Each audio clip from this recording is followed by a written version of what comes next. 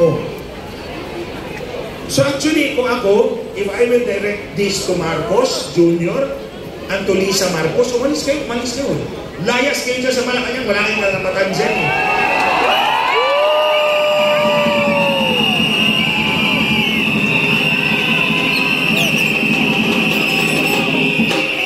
Itong mag-asawang ito, wala itong karapatan na manatili sa pwesto.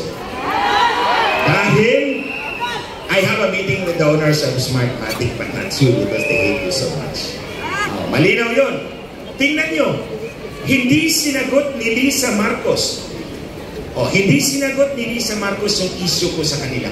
Hanggang ngayon. Gumawa pa ako ng sinumpaang salaysay. Pumunta talaga ako sa abogado, nanumpa talaga ako doon para hindi mabutasan. Nasa Facebook page ko po yun. You can download it. It's 15 pages. Nilatag ko lahat. Ang sabi mo dito, nandito na yung next speaker. So siguro tapos na ako rito. Abangan nyo na lang sa Facebook ano pa yung dadagdag ko dyan. At any rate, ulitin ko, nga pala ito finally, hindi tayo destabilizers ha? Hindi tayo destabilizers. Bakit? Hindi tayo anti-government ha? Bakit? Ang gobyerno, pag sinabi mo, ito yung kabuuan ng buong gobyerno, di po ba? President, Vice President, Senate, Congress, and down the line. Yan yung buong gobyerno. Ang target lang naman natin yung dalawang snatcher sa Malacanang eh. So, sila is only a minuscule part of government. Sila ang target natin dahil walang mandato, nilawgaw yung mandato, in-snatch yung pagkapanalo. So, hindi tayo anti-government. At hindi rin tayo destabilizer kasi hindi naman i-destabilize natin ang gobyerno. Yung pa rin dalawang snatcher sa Malacanang ang target natin, di po ba? O kaya sila, feeling nila, dinidestabilize sila.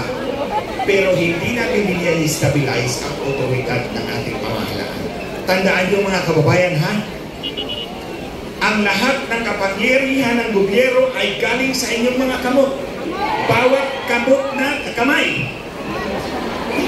Sorry si Buano ako. Ang kapangyarihan ng gobyerno ay galing sa ating mga kamay. Anong patunay ko? Na may eleksyon tayo. Kung wala kayong kapangyarihan, hindi na kayo kukonsultahin kung sino ang mga mahala. Di po ba? Kaya na may eleksyon tayo dahil yan ang sinasabi ng gobyerno. Ang lahat ng kapangyarihan ng pamahalaan ay galing sa taong bayan. Kaya may halalan tayo. Ang snatcher, hindi pwedeng mamahala dahil hindi galing sa taong bayan ang kanyang otoridad. Di ba ba? So ulitin ko, Marcos Jr., Lisa, National Problem Marcos, kung may hiya kayo, lumayas na kayo sa Malacanang.